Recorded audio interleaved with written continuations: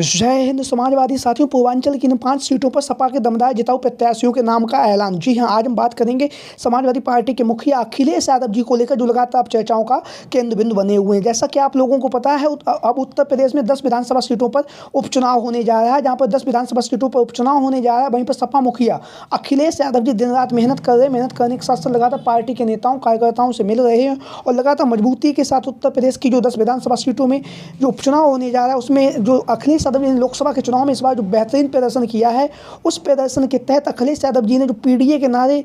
का जो प्रयोग किया है, उस नारे को बढ़ाते हुए अखिलेश यादव जी सर्व समाज की बात करते हुए इस बार के विधानसभा के चुनाव में भी अखिलेश यादव जी कह चुके हैं प्रत्याशियों के चयन की प्रक्रिया जो लोकसभा के चुनाव में पीडीए के नारे के तहत की गई थी, उसी प्रक्रिया को आगे रखते हुए जो 10 विधानसभा सीटें हैं जहाँ पर उपचुनाव होने जा रहे हैं, इसमें प्रत्याशियों के ऐलान भी उन्हीं जाति समीकरण को ध्यान में रखते हुए किया जाएगा। क्योंकि अखिलेश यादव जी ने जिस तरह से भारतीय जनता पार्टी की जो धर्म की राजनीति है, उसको कहीं ना कहीं जाति की राजनीति से अखिलेश यादव जी ने भारतीय जनता पार्टी को उत्तर प्रदेश में काफ़ी तगड़ा नुकसान पहुंचाया है। जहां पर अखिलेश यादव जी देश की तीसरी सबसे बड़ी पार्टी के मुखिया बने हैं, उसके साथ ही साथ उत्तर प्रदेश की जो सबसे बड़ी पार्टी है उसके भी मुखिया हैं सपा प्रमुख अखिलेश यादव जी। तो जहां पर अखिलेश यादव जी दिन रात मेहनत कर रहे हैं, मेहनत करने के साथ साथ लगातार पार्टी के नेताओं कार्यकर्ताओं से मुलाकात भी कर रहे हैं और लगातार बहुत ही दमदार तरीके से लगातार जो जनसंपर्क का कार्यक्रम है वो कर रहे हैं और लगातार पार्टी के जहाँ पर विधानसभा उपचुनाव है वहाँ के नेताओं कार्यकर्ताओं से मिलकर उनके जो विचार, उन विचारों को भी सुन रहे हैं, उनकी जो मांग है उस मांग को पर भी विचार विमर्श कर रहे हैं और लगातार सपा मुखिया अखिलेश यादव जी प्रत्याशियों के नाम को लेकर लगातार बैठकें कर रहे हैं और लगातार लखनऊ पार्टी कार्यालय में लगातार समाजवादी पार्टी के जो जिलाध्यक्ष हैं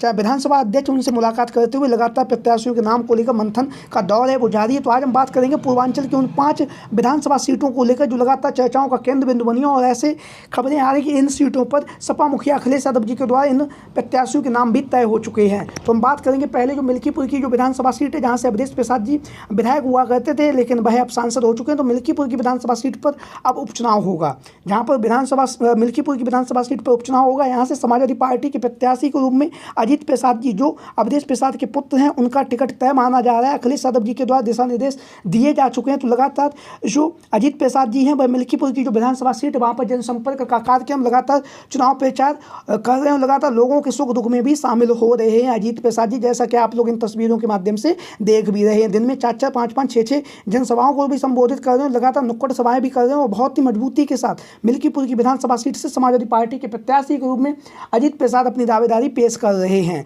अगर इसमें थोड़ा और जानना चाहें तो मिल्कीपुर की जो विधानसभा सीट है, यहाँ से कहीं ना कहीं दलित और मुस्लिम बाहुल ये सीट है। तो ऐसी स्थिति में जहाँ पर अवधेश प्रसाद जी कई बार यहाँ से विधायक बने हैं, तो ऐसी स्थिति में सपा मुखिया अखिलेश यादव जी मिल्कीपुर के जो अवधेश प्रसाद के जो पुत्र हैं अजीत प्रसाद जी, उनको ही टिकट की जो दावेदारी है वो दी जा सकती है और टिकट को मिलने को लेकर लगातार अजीत प्रसाद जनसंपर्क कर रहे हैं। जनसंपर्क के साथ ही साथ खबरें ये भी आ रही हैं कि सपा मुखिया अखिलेश यादव जी ने अजीत प्रसाद जी को निर्देश दे दिया है कि आप चुनावी तैयारियों में जुट जाइए। बहुत ही जल्द जब प्रत्याशियों का ऐलान होगा उसमें आपको हम मिल्कीपुर की जो विधानसभा सीट है वहाँ से अजीत प्रसाद का जो टिकट है वो लगभग तय हो चुका है। लगातार अजीत प्रसाद जी जनसंपर्क का कार्यक्रम कर रहे हैं, लगातार लोगों के बीच में और जनता के बीच में पहुँच रहे हैं और लगातार जनमानस की जो समस्याएं हैं उन समस्याओं को सुन भी रहे हैं अजीत प्रसाद जी, जैसा कि आप लोग इन तस्वीरों के माध्यम से देख भी रहे हैं। वहीं पर हम दूसरी बात करेंगे अम्बेडकर नगर की जो कटहरी विधानसभा सीट है, जहां से लालजी वर्मा जी समाजवादी पार्टी के विधायक हुआ करते थे लेकिन वह अब सांसद हो चुके हैं। सांसद बनने के बाद जो कटहरी की विधानसभा सीट है यहाँ पर उपचुनाव होना तय हो चुका है और यहाँ से समाजवादी पार्टी की तरफ से डॉक्टर छाया वर्मा का जो नाम है, जो लालजी वर्मा जी की पुत्री है, उनका नाम लगातार चर्चाओं में बना हुआ है। दावा ये भी किया जा रहा है कि जो छाया वर्मा जी उनका टिकट तय है, क्योंकि वह पूर्व में बहुजन समाजवादी पार्टी से जलालपुर की जो विधानसभा सीट है यहाँ से चुनावी मैदान में भी उतर चुकी हैं और वहीं पर लालजी वर्मा जी की पुत्री और लालजी वर्मा जी यहाँ से कई बार विधायक रह चुके हैं। तो ऐसी स्थिति में कटहरी की विधानसभा सीट से डॉक्टर छाया वर्मा का जो टिकट है वो लगभग तय है और लगातार जो डॉक्टर छाया वर्मा है वो जनसंपर्क का कार्यक्रम जारी किए हुए हैं, लगातार लोगों से मिल रही हैं। लोगों से मिलने के साथ साथ लगातार कटहरी की विधानसभा सीट से डॉक्टर छाया वर्मा का जो समाजवादी पार्टी के प्रत्याशी के रूप में उनका नाम लगभग तय माना जा रहा है। बहुत ही जल्द इसका औपचारिक ऐलान भी हो सकता है। वहीं पर हम थोड़े अन्यथा की अगर स्थिति में देखें तो यहाँ से शंखलाल माझी जी जो 2012 में समाजवादी पार्टी के विधायक और मंत्री रह चुके हैं। वहीं पर जो आप लोगों को पता है सुल्तानपुर से पूर्व लोकसभा प्रत्याशी भीम निषाद का नाम भी जो कटहरी की विधानसभा सीट है यहाँ से समाजवादी पार्टी के प्रत्याशी के रूप में चल रहा है। तो लगातार जो अखिलेश यादव जी हैं वो भी लगातार पैनी नज़र बनाए हुए और पैनी नज़र के साथ साथ जाति समीकरण को साधने के लिए अखिलेश यादव जी यहाँ से जिताऊ और दमदार प्रत्याशी को चुनावी मैदान में उतारेंगे। वहीं पर हम बात करेंगे फूलपुर की विधानसभा सीट को लेकर। फूलपुर की विधानसभा सीट जहाँ से आप लोगों को पता है विधानसभा उपचुनाव होगा। यहाँ से भारतीय जनता पार्टी के जो विधायक थे वह सांसद बन चुके हैं और यहाँ पर अब फूलपुर की जो विधानसभा सीट है यहाँ पर उपचुनाव होगा। यहाँ पर उपचुनाव होगा, यहाँ पर उपचुनाव में समाजवादी पार्टी की तरफ से दूधनाथ पटेल, जैसा कि आप लोग अपनी तस्वीरों के माध्यम से देख रहे हैं, दूधनाथ पटेल का जो टिकट है वो लगभग तय माना जा रहा है। लगातार दूधनाथ पटेल जो हैं वो जनसंपर्क का कार्यक्रम कर रहे हैं, लगातार जनता के बीच में पहुँचे, जनमानस की जो समस्याएँ हैं उन समस्याओं को भी सुन रहे हैं और लगातार जो फूलपुर की विधानसभा सीट है जो पूर्वांचल में आती है वहाँ से मजबूती के साथ अपनी दावेदारी भी पेश कर रहे हैं दूधनाथ पटेल जी। वहीं पर हम बात करेंगे यहाँ से समाजवादी पार्टी के प्रत्याशी के रूप में एक अन्य दावेदार जो टिकट की दावेदारी कर रहे हैं वो है अमरनाथ मौर्य जी। अमरनाथ मौर्य जैसा कि आप लोग इन तस्वीरों के माध्यम से देख रहे हैं पूर्व में लोकसभा के प्रत्याशी भी रह चुके हैं फूलपुर से।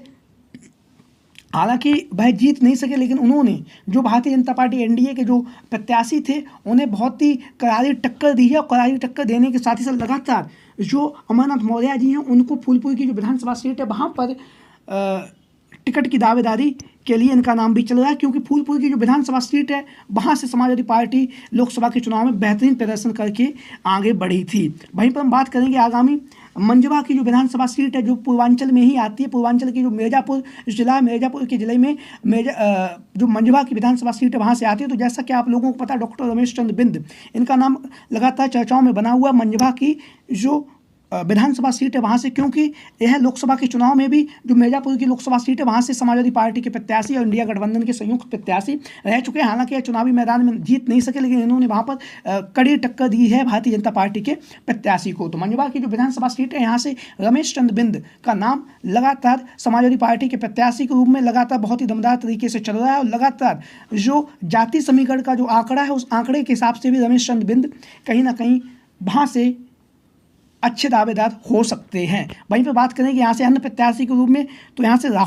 रोहित शुक्ला और रोहित शुक्ला के साथ साथ में जैसा कि आप लोगों को पता मिर्ज़ापुर से पूर्व लोकसभा के प्रत्याशी रह चुके राजेंद्र एस बिंद का नाम भी लगातार चर्चाओं में बना हुआ है। मिर्ज़ापुर की जो मंझवा की विधानसभा सीट है समाजवादी पार्टी से प्रत्याशी के रूप में। वहीं पर हम बात करेंगे एक ऐसी विधानसभा सीट जहां से अखिलेश यादव जी ने प्रत्याशी के नाम का ऐलान कर दिया। जी हाँ, हम बात करेंगे सीसामऊ की जो विधानसभा सीट है। यहाँ से समाजवादी पार्टी के इरफान सोलंकी विधायक हुआ करते थे लेकिन एक केस में उन्हें 7 साल की सजा हो गई और उनकी जो विधायकी थी वो खत्म हो गई है। जहाँ पर उनकी विधायकी खत्म हुई है वहीं पर यहाँ से सपा मुखिया अखिलेश यादव जी ने सीसामऊ की विधानसभा अध्यक्ष को और उसके साथ साथ महानगर अध्यक्ष कानपुर के जो हैं उन्हें लखनऊ पार्टी कार्यालय में बुलाया और बुलाने के साथ ही साथ उन्होंने सख्त निर्देश दिया है कि सीसामऊ की जो विधानसभा सीट है वहाँ पर अब उपचुनाव होने जा रहा है। यहाँ से इरफान सोलंकी की जो पत्नी है नसीम सोलंकी जी को अखिलेश यादव जी ने निर्देश दे दिए कि आप जो है विधानसभा उपचुनाव की तैयारी करिए, यहाँ से हम आपको चुनावी मैदान में उतारने जा रहे हैं। इसका संदेश लेकर अखिलेश यादव जी का संदेश लेकर जो